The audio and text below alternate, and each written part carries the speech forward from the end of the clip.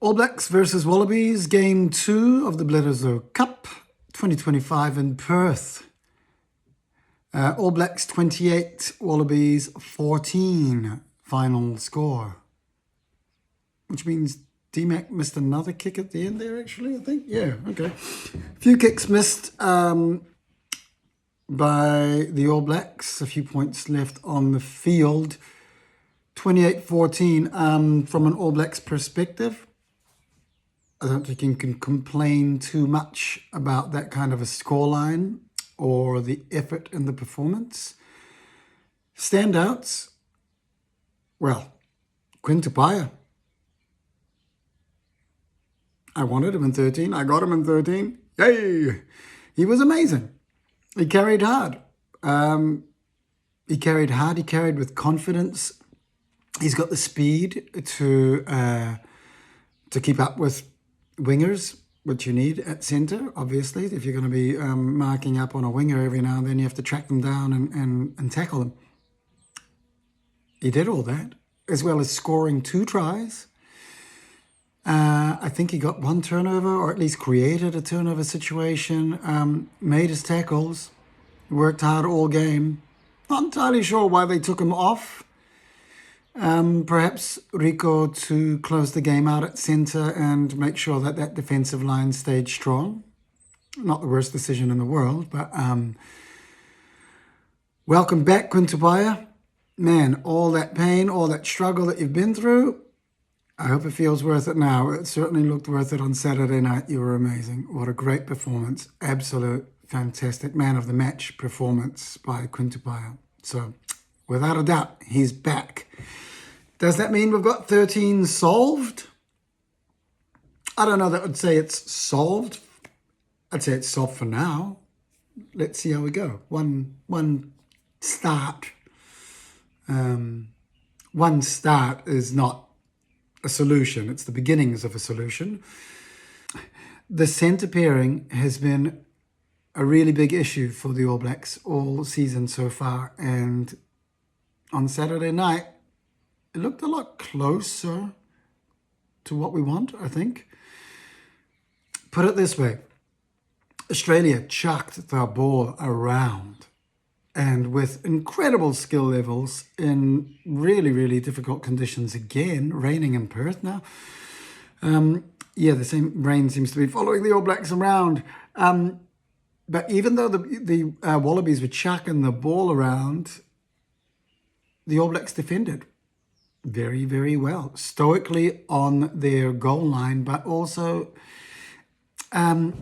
they held their shape. They kept holding their shape in the back line there, and Quinn Tupaia and Lester Whainga-Anuku, Leroy Carter, they held their positions. I think Leroy Carter came out of the line once and early on and let Harry Wilson burn down the touchline. God, he's got speed for a big fella.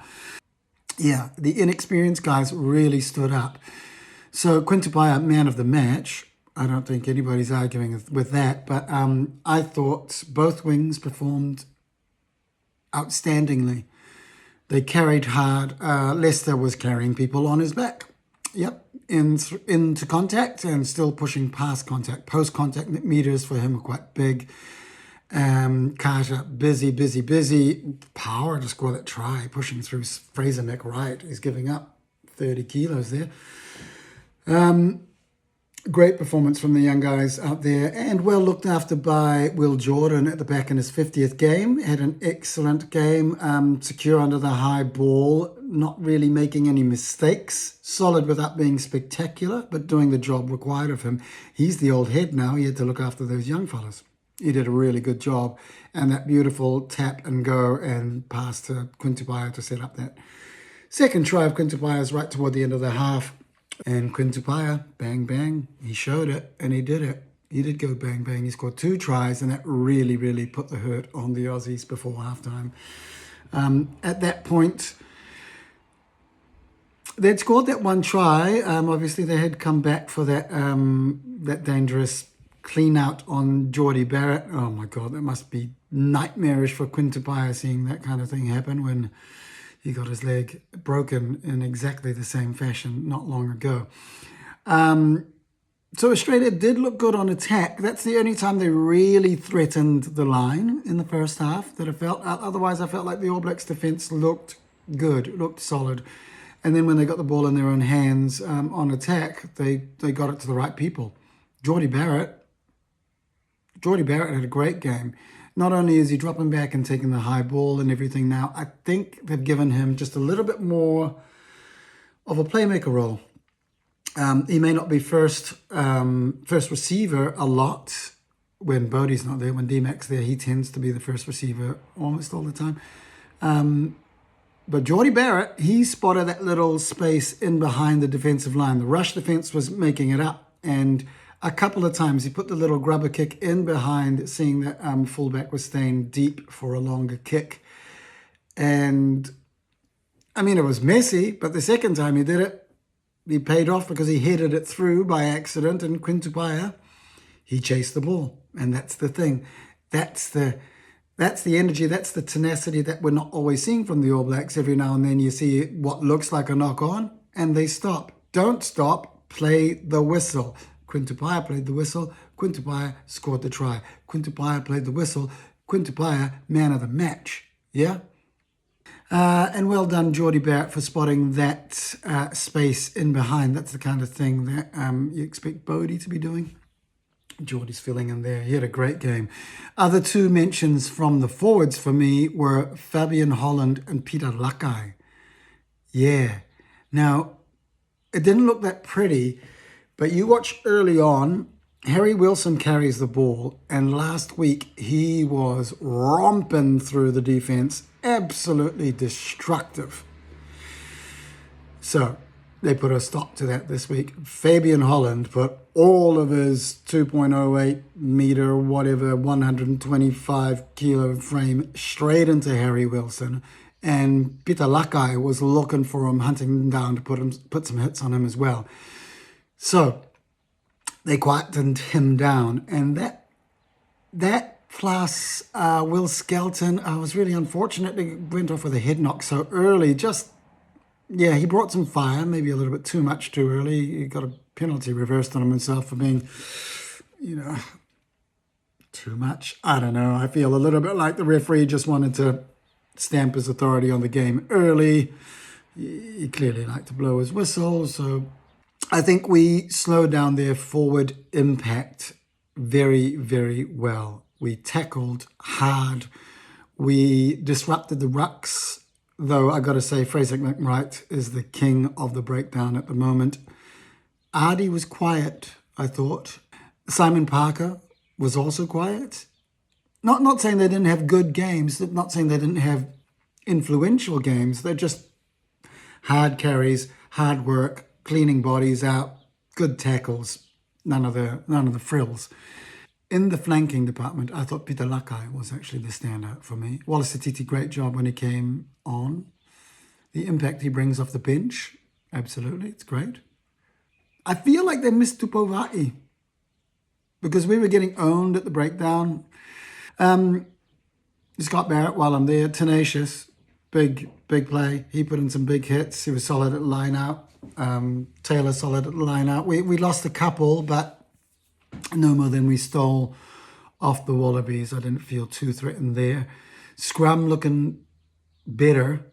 We got some ascendancy in the second half and actually got penalties and stuff. But so we're looking good. Forwards, I would say, generally speaking, had a little bit of a better day out than the Wallabies. Anyway, to the backs. Cam Roigard, same thing, man. Excellent. Shifts the point of attack. Marshals the backs and the forwards. Worked very well with D-Mac to be the general of the game. D-Mac did not do that much, but D-Mac did not do that much wrong. Other than the kicking, left a few points out there. That was a worry. For a while.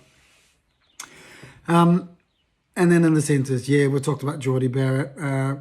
He's making decisions. He's under the high ball. He's kicking through. He's setting up tries. I think he's kind of getting back to his best. And Quintupaya, man, fire in the belly. That's what we need. That's what we want. That's what we had on Saturday night. And fire in the belly, same thing with Whainga'a Nuku and Leroy Carter. Fire in the belly. They carried hard. They looked for work. I don't know, man. This new back line works for me so far. And then coming off the bench, Big Paddy Tuipolotu. Big energy. I liked it. Wallace Titi energy. I liked it. George Bauer. Hey, first try. Congrats, bro. Well done.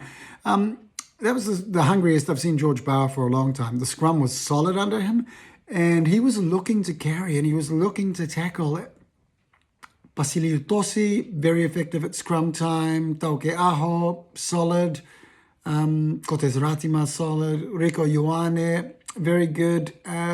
Great turnover that he got, chasing the ball down off a kick from Will Jordan, I think it was, and gets a penalty to put us out, or DMAC kicked the penalty, to put us out to a 9-point lead again.